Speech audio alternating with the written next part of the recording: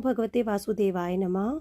अथ फाल्गुन कृष्णा एकादशी व्रत आमलकी एकादशी महात्म्य। मदनता बोले कि ये विशेषी, यदि आप मुझ पर प्रसन्न हैं, कृपा करके ऐसे कोई व्रत कथा सुनाएं जिससे मेरा कल्याण हो सके। महर्षि बोले कि हे राजन, सब व्रतों में उत्तम और अंत में मोक्ष देने वाला आमलकी एकादशी के व्रत को मैं वर्णन करता हूँ। यह एकादशी फाल्गुन मास के शुक्ल में इस व्रत के करने से समस्त पाप नष्ट हो जाते हैं। इस व्रत का पुण्य 1000 गोदान के है। अब मैं आपसे एक पुरानी कथा कहता हूँ, ध्यानपूर्वक सुनिए। एक वैदिक नामक नगर में ब्राह्मण, वैश्य और शूद्र चारों वर्ण आनंदित से रहते थे। वहां पर सदैव वेद ध्वनि गूंजा करती थी।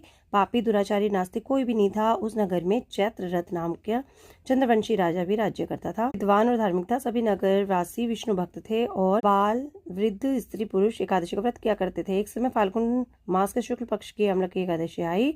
उस दिन राजा, प्रजा तथा बाल, वृद्ध सब ने हर्षपूर्वक व्रत किया। मैंने अपनी प्रजा के साथ जाकर कुंभ स्थापित करके धूप दीप निवेद्य पंचामृत से धात्री का पूजन करके इस प्रकार मंदिर में स्तुति करने लगा कि धात्री, आप ब्रह्मा जी द्वारा उत्पन्न हुए हो, पापों को नाश करने वाले हो, तो आपको मेरा नमस्कार है। अब आप अर्घ्य स्वीकार करें। आप रामचंद्र जी द्वारा सम्मानित हो। मैं आपकी प्रार्थना करता हूँ और आप मेरे समस्त पापों को नष्ट कर। मंदिर में रात को जागरण हुआ। रात के समय एक बहलिया आया जो अत्यंत पापी और दुराचारी था। वह अपने कुटुंब का पालन जीव हिंसा करके किया करता था।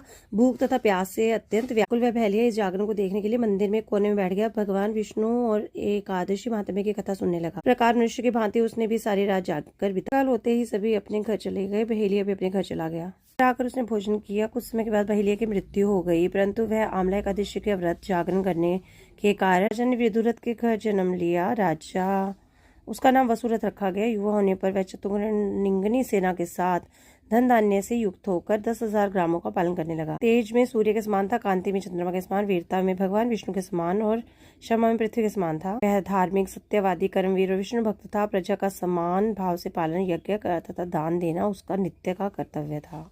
एक दिन राजा शिकार खेलने के लिए गया। देव योग से वहां मार्ग भूल गया। रात्रि हो जाने पर वन के वृक्ष के नीचे गया। थोड़ी देर में पहाड़ी मलेच्छ वहां आए।